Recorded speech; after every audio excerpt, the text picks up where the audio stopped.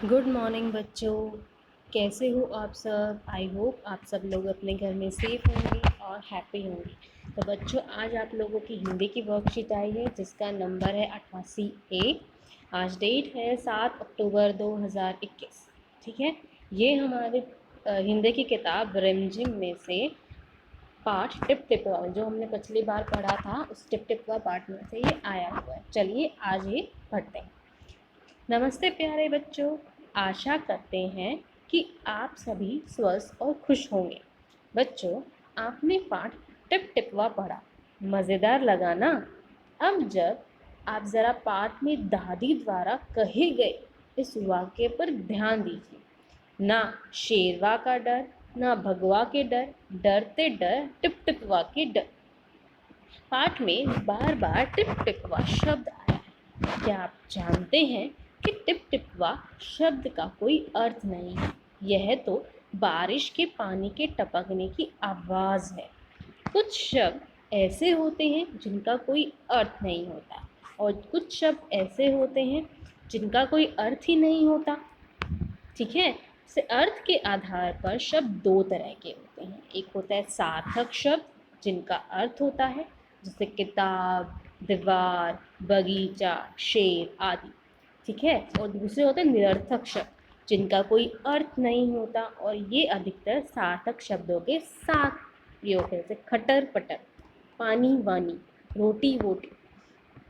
तो बच्चों, अर्थ के आधार पर हमने देखा कि शब्द दो तरह के होते हैं। एक होते हैं सार्थक शब्द, दूसरे होते हैं निरर्थक शब्द। सार्थक शब्द यानी कि अगर कोई शब्द हमने लिया है तो हम उसे देख पाएँ, ठीक है, और हम उस पहचान सकें कि अगर हमने कहा कि ये दीवार है तो हम देखते हैं, हम पहचान सकते हैं कि ये दीवार है क्या। हमने दीवार शब्द को भी जाना और दीवार होती कैसी है हम उसे भी जानते हैं। और निरर्थक शब्द होते हैं जिनका कोई अर्थ नहीं होता, ठीक है, जिनका कोई मीनिंग नहीं होता। ठीक है, तो वो हमेशा सार्थक शब्दों के साथ प्रयोग किए जाते हैं, जैसे खटर पटर, चटर पटर, पानी वानी, रोटी वोटी। ठीक है, इस तरह से आप भी कुछ शब्द आपने सुने होंगे। ठीक है, चलिए आज की वर्कशीट स्टार्ट करते हैं। आज की वर्कशीट आपको यहीं से स्टार्ट करनी है अपनी नोटबुक में। प्रश्न नंबर 1, नीचे दिए गए वाक्य में से निरर्थक शब्द छाटिए और सामने दी गई खाली जगह में लिखिए।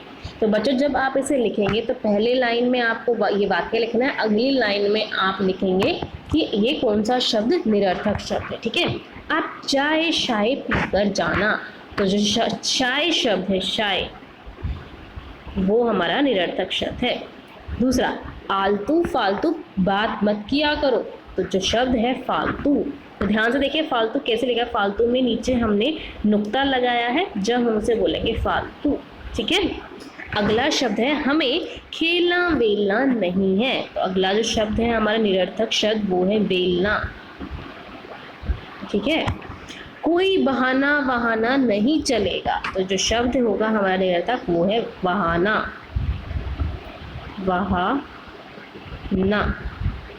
ठीक है, पहले आप वाक्य लिखेंगे, उसके अगली लाइन में आप उसका उत्तर लिखेंगे और फिर एक लाइन छोड़कर अगला क्वेश्चन लिखेंगे। ठीक है, प्रश्न नंबर 2, आइए बच्चों नीचे दिए गए उल्टे पुल्टे वर्णों से सार्थक शब्द बनाते हैं। नीचे यहाँ पर एक गमला दिया गया है, यहाँ पे कुछ फूलों में कुछ अक्षर लिखे गए हैं। आपको इन अक्षरों से एक शब्द बनाना है, वो भी सार्थक शब्द, जैसे कि बारिश, बारिश। तो अगला जो शब्द बनेगा वो है झोपड़ी, झोपड़ी, तो हम यहाँ लिखेंगे झोपड़ी, झोपड़ी, झोपड़ी। ठीक है, अगला शब्द है बूढ़िया, बुढ़िया, बूढ़िया, बुढ़िया। ठीक है, प्रश्न नंबर 3, नीचे दिए गए चित्रों को देखकर संकेत शब्दों की मदद से सही ध्वनि को चित्र के सामने दी गई खाली जगह में लिखिए। तो बच्चों, यहाँ पर एक संकेत शब्द दिए गए, टन टन, छुक छुक, भिन भिन। तो यहाँ पर आपको चित्र देखना है। ये है एक ट्रेन, ट्रेन से कैसी आवाज़ आती है, छुक छुक। अगला है हमारी घंटी, घंटी से हमारी कैसी आवाज़ आती है, टन टन, तो हम लिखेंगे टन टन। अगली है मक्खी, मक्खी कैसे करती है, भिन भिन। ठीक है, तो हमने लिखा भिन भिन। ठीक है, इस तरह से हम इसे लिखेंगे।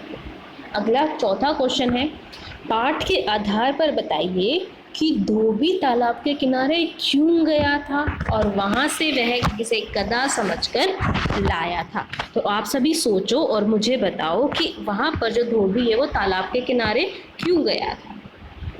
तो धोबी तालाब के किनारे अपने गधे को लेने गया था और वहां से वह बाघ को अपना गधा समझकर लाया था। ठीक है, तो इस तरह से आप इस वर्कशीट को कंप्लीट कीजिएगा। आई होप आपको ये समझ आई होगी। Thank you.